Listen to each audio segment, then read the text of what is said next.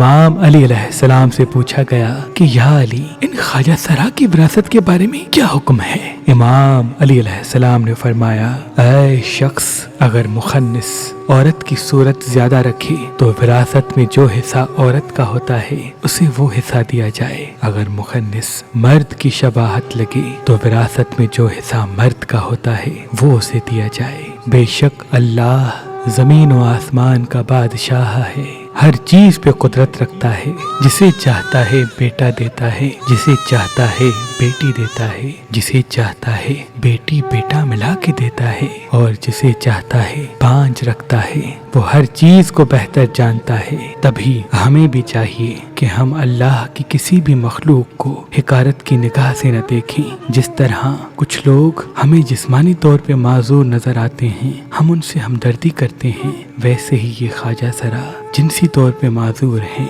ہم ان کو بھی اپنی طرح کا ایک انسان سمجھیں، کیونکہ جب ہم اللہ کی کسی مخلوق کی عزت کریں گے تو اللہ ہمیں دونوں جہان میں عزت سے نوازے گا، عزت سے نوازے گا، عزت سے نوازے گا۔